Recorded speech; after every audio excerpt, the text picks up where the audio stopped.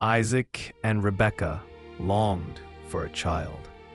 For 20 years they prayed, until finally Rebekah conceived. But something was wrong. She felt the children struggling within her womb. I told her, 2 nations are in your womb. 2 peoples will be separated from your body. One will be stronger than the other, and the older will serve the younger. When the time came, the first twin emerged red and hairy, so they named him Esau, meaning hairy. Then came the second, grasping his brother's heel, so they named him Jacob, meaning he grasps the heel, or deceiver. Even in birth, they fought. Even in the womb, their destiny was set. The boys grew into very different men. Esau became a skillful hunter, a man of the open country. Jacob was content to stay among the tents, quiet and thoughtful. Isaac loved Esau for his wild meat, but Rebekah loved Jacob. This favoritism would tear the family apart. One day Esau returned from hunting, exhausted and famished. Jacob was cooking a stew. Esau cried out, "Quick, let me have some of that red stew. I'm famished."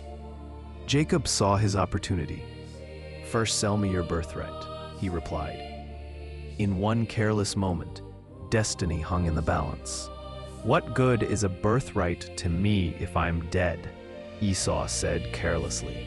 He swore an oath and sold his inheritance for a single meal. He ate, drank, got up, and left. Esau despised his birthright, trading his future for a moment's satisfaction. The die was cast. Years passed. Isaac grew old and blind. Sensing death approaching, he called Esau. "Go hunt some wild game and prepare my favorite meal. Then I will give you my blessing before I die." The blessing of the firstborn, the most precious inheritance, was about to be bestowed. But Rebekah had other plans. Rebekah moved quickly. She prepared goat meat to taste like wild game. She covered Jacob's smooth hands and neck with goat skins to feel like hairy Esau. "My son," she said, "go to your father and receive the blessing." Jacob hesitated, but his desire for the blessing overcame his conscience. Jacob approached his blind father. "Father, I am Esau, your firstborn." Isaac was suspicious. The voice is Jacob's, but the hands are Esau's. He touched the hairy arms and was deceived. He blessed Jacob with the dew of heaven, abundant grain, dominion over nations, and lordship over his brothers. Esau returned from his hunt and prepared the meal. "Father, sit up and eat," he said. Isaac trembled violently. "Who was it then who brought me game? I blessed him, and indeed he will be blessed." Esau burst into loud and bitter weeping. "Bless me too, father." But it was too late. Esau held a grudge against Jacob because of the blessing. He said in his heart, "The days of mourning for my father are near. Then I will kill my brother Jacob." When Rebekah learned of this, she sent Jacob away to her brother Laban in distant Haran.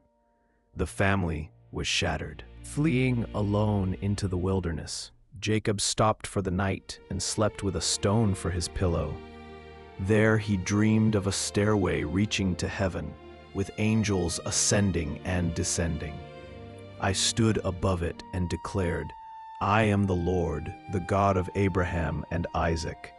I am with you and will watch over you wherever you go.'" Jacob worked for his uncle Laban for 20 years. He was deceived himself, tricked into marrying Leah, when he wanted Rachel. Then, working 7 more years for her. The deceiver was deceived. Through hardship and labor, through trial and time, I was reshaping his character. Finally, I spoke to Jacob. Go back to the land of your fathers and your relatives, and I will be with you. With his wives, children, and great flocks, Jacob set out for home. But one fear consumed him: Esau. After 20 years, would his brother's anger have cooled, or would he face death? Jacob sent messengers ahead. They returned with terrifying news. Esau is coming to meet you, and 400 men are with him. 400 armed men. Jacob was terrified. He divided his family into groups, hoping some would survive. That night, he sent everyone across the stream and stayed alone. That night, a man wrestled with Jacob until daybreak. When he saw that he could not overpower Jacob, he touched his hip and wrenched it. "Let me go, for it is daybreak." But Jacob replied, "I will not let you go unless you bless me." This was no ordinary man. "Jacob was wrestling with me. What is your name?" "Jacob." "Your name will no longer be Jacob. It will be Israel, because you have struggled with God and with humans and have overcome." Jacob named that place Peniel, saying, "I saw God face to face, and yet my life was spared." He limped away at sunrise, transformed forever. Jacob looked up and saw Esau coming with 400 men. His heart pounded. He bowed to the ground 7 times as he approached his brother. But Esau ran to meet Jacob. He threw his arms around his neck and kissed him, and they wept. 20 years of hatred melted in one embrace. Esau asked, "What's the meaning of all these flocks I met?" Jacob said, "To find favor in your eyes, my lord." But Esau replied, "I already have plenty, my brother. Keep what you have. Please accept my blessing." Jacob insisted, "To see your face is like seeing the face of God." And Esau accepted. Jacob, now Israel, became the father of 12 sons. From them came the 12 tribes of Israel, my chosen people. From his line would come kings and prophets, and ultimately the Messiah. What began with deception ended with redemption. What was broken, I restored. Beloved child, are you running from your past? Are you carrying guilt for old wrongs? Remember Jacob.